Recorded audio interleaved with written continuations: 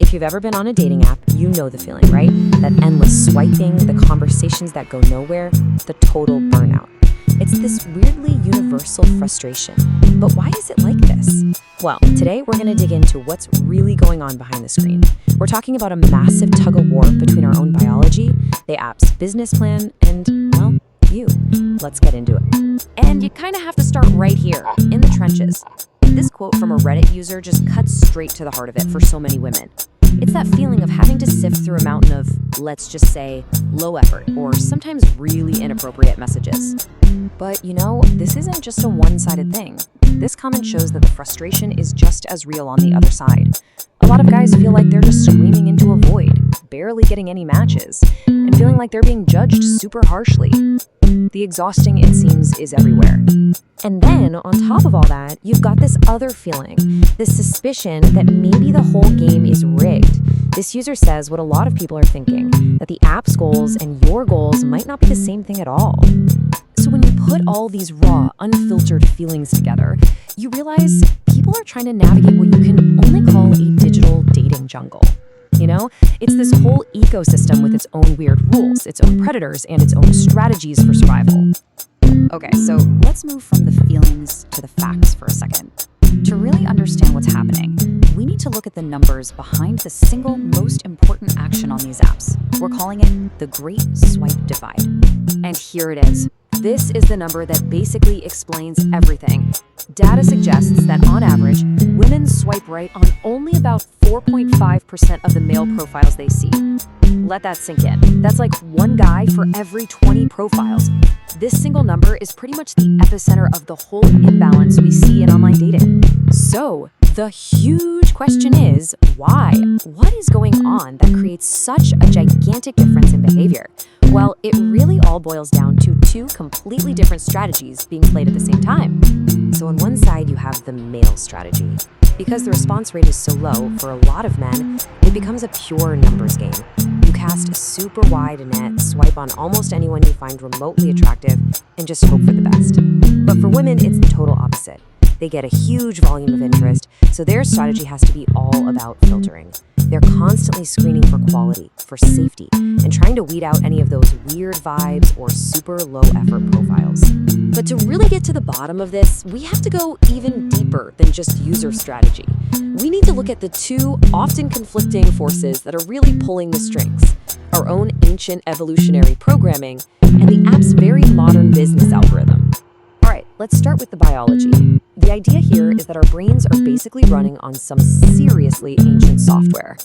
You can think of it as an evolutionary echo. These really deep primal drives are still influencing our decisions every single time we open a dating app on a smartphone. And at the core of this is a fascinating concept from evolutionary psychology called the dual mating strategy. The theory suggests that, especially for women, there's this subconscious trade-off happening. On one hand, there's the conscious search for a reliable partner, the good dad traits. But on the other, there's this unconscious biological pull towards markers of good genes, which are things like physical dominance and high status. Now, this internal conflict creates something researchers call a say-do gap.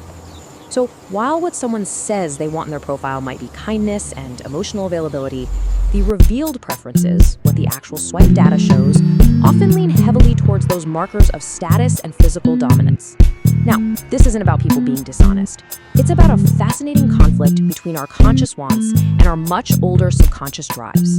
Okay, let's switch gears. We're going from our ancient brains to the modern boardroom, because the second major force that is shaping your experience is the app's business blueprint. Let's be real. At the end of the day, these are companies, and they have a bottom line. So how do they actually make their money? I mean, their ads are all about finding love, but their business model is built on other things. It's about selling you premium subscriptions that promise you'll get more matches, offering paid boosts so more people see your profile, and sometimes even running ads or selling anonymized data. Their real goal is to keep you engaged. And right there, that creates this huge fundamental conflict of interest. Think about it. The better an app is at its stated goal, finding you a happy, permanent relationship, the faster it loses you as a paying customer. It's a paradox often called endemic churn, and it's the central problem every single dating app has to figure out how to manage. So if finding you the one is actually bad for business, how do different apps deal with that? Let's look at two totally different philosophies from two of the biggest players in the game right now. Bumble basically built its entire company around solving the biggest problems for its female users. Their model is like a flywheel. It starts by attracting women with the promise of more safety and control. Then, the men follow because they go where the women are. This leads to a better, more controlled experience for women, which creates this positive feedback loop that just keeps the whole thing spinning. Hinge, on the other hand, went in the complete opposite direction. Instead of building a system around that churn, they just tackled the conflict head-on. Their famous tagline, "designed to be deleted," is so clever because it admits what the user's real goal is, and it positions the app as a tool to get you there, not as a permanent new hobby. And you can really see these two different philosophies in the language they use. Bumble is all about action and empowerment, with phrases like "make the first move." But Hinge is all about the successful outcome, with features like "we met" that celebrate when you leave. You could say one sells the journey while the other sells the destination. So here's the really important thing to remember. The app you're using isn't just a neutral platform. It's a curated experience. It's an entire environment that's been shaped by that company's specific answer to these huge conflicts between biology and business. Really, each app is its own little social experiment. Which kind of leaves us with one last big thought. The next time you find yourself swiping, just ask yourself, in this really complicated digital dance, who's actually leading? Is it your ancient evolutionary drives? Is it the app's algorithm, which is designed to make a profit? Or is it you? The answer, most likely, is a little bit of all three.